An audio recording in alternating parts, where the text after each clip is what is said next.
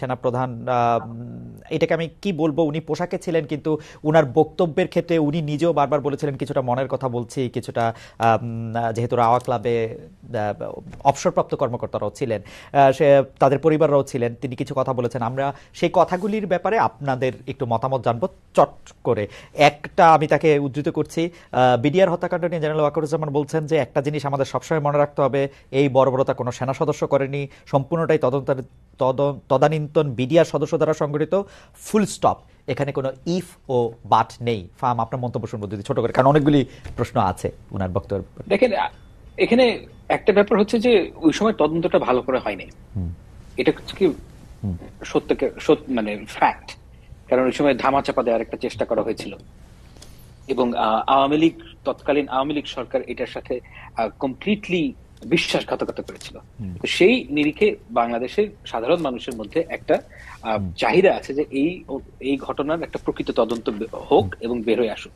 এবং আমি তার সাথে সেই যে আকাঙ্ক্ষা, সেই আকাঙ্ক্ষার সাথে সম্পূর্ণ একমত যে এই, কারণ আপনাকে বুঝতে হবে যেখানে অনেকগুলো পরিবারের বিশাল ত্যাগ রয়েছে এবং তারা এগ্রিভড এবং তাদের যে বিচার পাওয়ার আকাঙ্ক্ষা, এটা খুব স্বাভাবিক এবং সেই বিচার পাওয়ার আকাঙ্ক্ষাটাকে আমাদের সম্মান করা উচিত। এবং সেই সম্মানের আঙ্গিকে আমি বলতে চাই যে এই বিচার পুনঃতদন্ত হওয়া উচিত, এতে কোনো সন্দেহ নাই।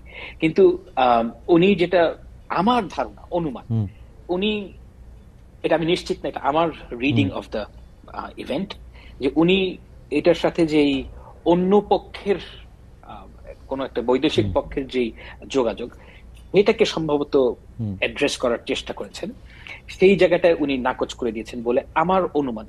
আমি তার মন জানি না, তো সেটা যদি হয়ে থাকে সেটা ভিন্ন আলাপ।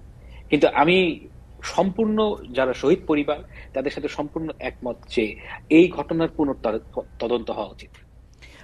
আমি একই বিষয়ে আমি একটু জুলকারনাইন স্যার আপনার কাছে আসতে চাই যে স্যার, আপনি নিশ্চয়ই বক্তব্যটা শুনেছেন, তো সেই ক্ষেত্রে তিনি বলেছেন যে বিচার প্রক্রিয়া, যাদের শাস্তি হয়েছে তারা অপরাধ করেছে বলে শাস্তি হয়েছে। 51 জনের ব্যাপারে তার কাছে কিছু রিপোর্ট গেছে, তার মধ্যে তিনি তার থেকেও বেশি করেছেন সে তিনি বলেছেন। আপনি তার বক্তব্য সম্পর্কে কি বলবেন? জি, ধন্যবাদ খালিদ ভাই। আজকে বাংলাদেশের সেনাবাহিনী প্রধান জেনারেল ওয়াকারুজ্জামান যা বলেছেন, ওনার ভাষাটা, বিশেষ করে বিডিআর এর বিষয়ে, আমার বিডিআর এর বিষয়ে আমি এতটুকুই বলতে পারবো যে যারা অপরাধ করেছে তারা শাস্তি পেয়েছে, এই কথাটা উনি যথাযথভাবেই বলেছেন। এখানে আমি কোনো ভুল অথবা কোনো অসঙ্গতির কোনো কিছু আমি দেখছি না, কারণ যারা এখানে শাস্তি লাভ করেছেন তারা বিভিন্ন রকমের অপরাধে যুক্ত ছিলেন। শুধুমাত্র যে তারা হত্যাই করেছেন তা না, তারা ওইখানে বিভিন্ন নারীর সম্ভ্রমহানি করেছেন, তারা ধর্ষণের মতো ভয়াবহ অপরাধের সাথে যুক্ত ছিলেন। এখন বিচার প্রক্রিয়াটা যখন চলে তখন আমার জানা মতে অনেকের মান সম্মানের কথা এবং সামাজিক অবস্থার কথা চিন্তা করে তাদেরকে যে ধর্ষণ করা হয়েছে এই কথাগুলো উজ্জ্বল রাখা হয়। অনেকে স্মল আর্মস এবং এক্সপ্লোসিভস এর মামলায় অ্যারেস্ট দেখানো হয়। সুতরাং ইন এ ব্রডার পার্সপেক্টিভ এটা যে আপনার সঠিক হয়েছে অথবা বিচার যে আপনার শাস্তিগুলো যে দেয়া হয়েছে, শাস্তি যথাযথভাবে দেওয়া হয়েছে বলে উনি যে মন্তব্যটা করেছেন, এখানে আমি কোনো ভুল কিছু দেখছি না। ওকে, নেক্সট প্রসঙ্গ। স্যার আপনাকে ধন্যবাদ।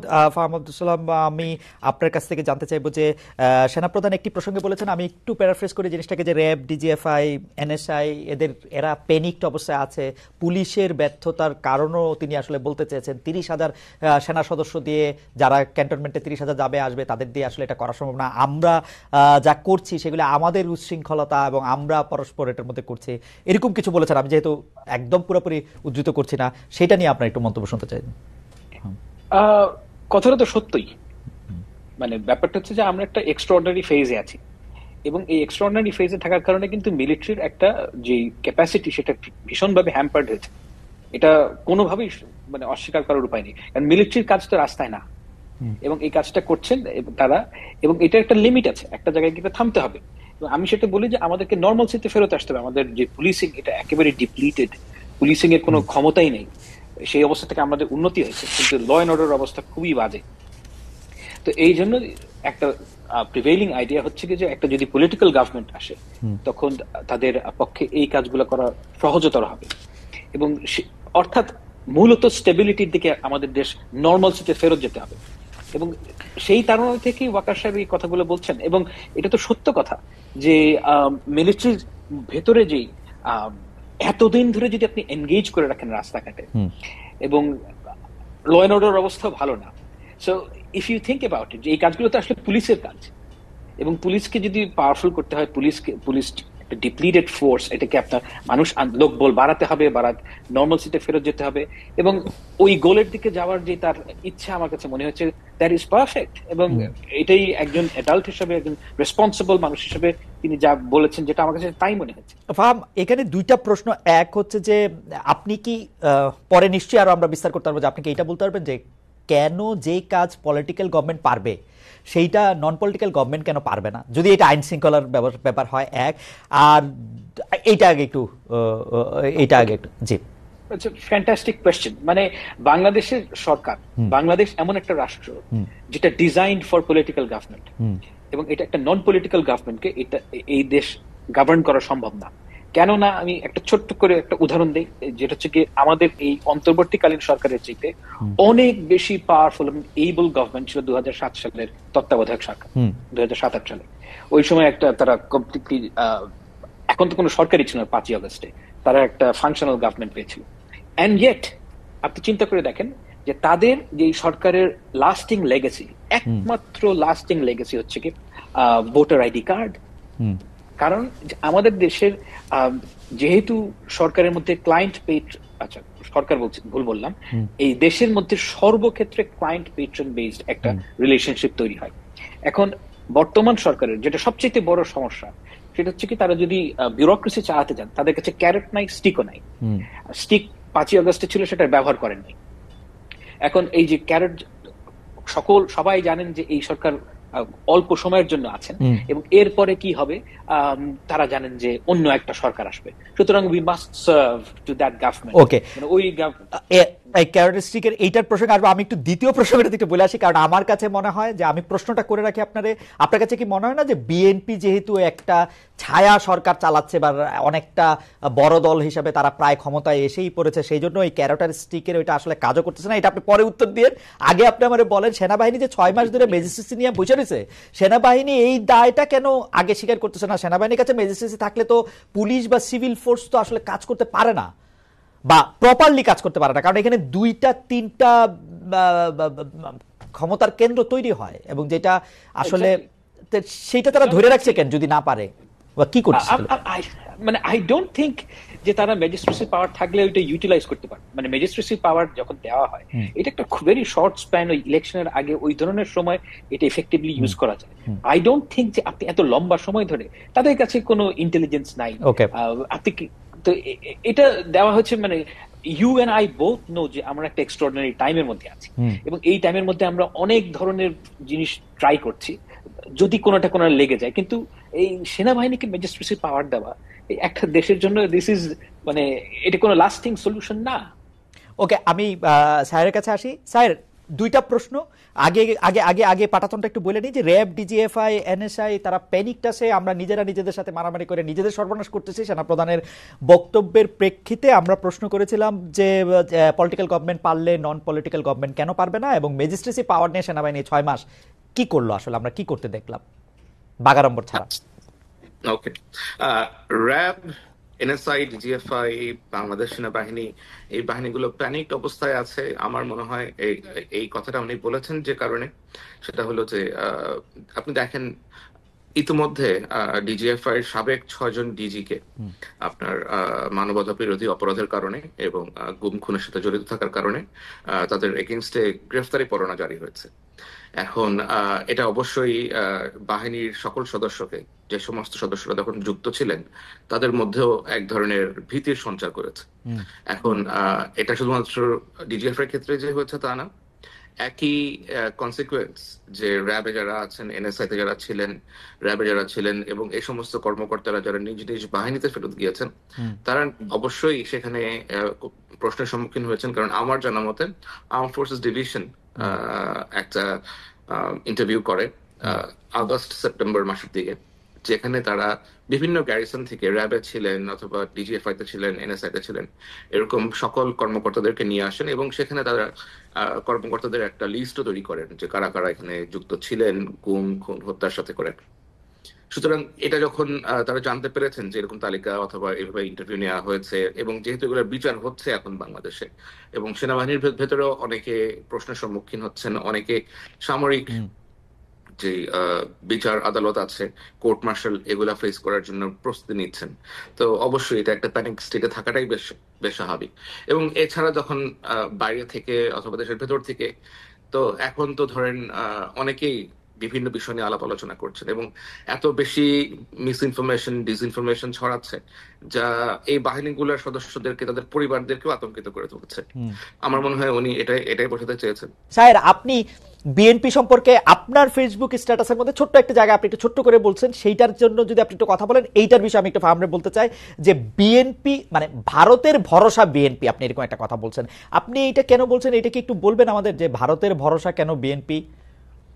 এটা আসলে আমি বলি নাই, এটা একজন বিশিষ্ট ব্যবসায়ী জনাব এ কে আজাদ, যিনি একজন সাবেক এমপি ছিলেন, আওয়ামী লীগ সংশ্লিষ্ট, ফরিদপুর থেকে ইলেকশন করেছেন, তার মালিকানাধীন একটা পত্রিকা আছে দৈনিক সমকাল, সমকালের একটা মতামত। আমি সেটা রিফিউট করেছি যে এই ধরনের ন্যারেটিভ আসলে কেন সেট করা হচ্ছে যে ভারতের ভরসা বিএনপি, এটা বলতে পারে কিনা।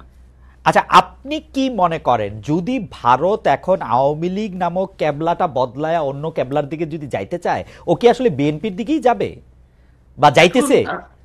এখন ভারত কার দিকে যাবে সেটা তো তাকে সিদ্ধান্ত নিতে হবে।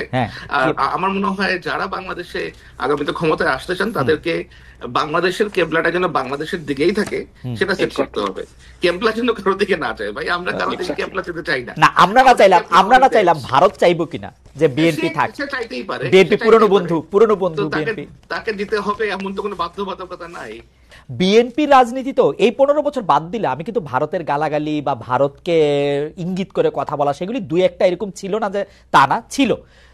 কিন্তু আমরা যখন ক্ষমতায় বিএনপি গেছে 2001 থেকে 2006 যদি আমরা ধরি, সে ভারতের কাছে গ্যাস বিক্রি করে দিতে চাইছে, সে টাটার কারখানা এখানে আইনা কম দামে বিদ্যুৎ দিতে চাইছে, ভারতের সাথে সম্পর্ক উন্নয়নের জন্য এক্সট্রা মাইল গেছে। কেউ কেউ বলতে চায় যে তাইওয়ানকে স্বীকৃতি দিচ্ছে ভারতকে খুশি করার জন্য, চীনকে অখুশি করার জন্য।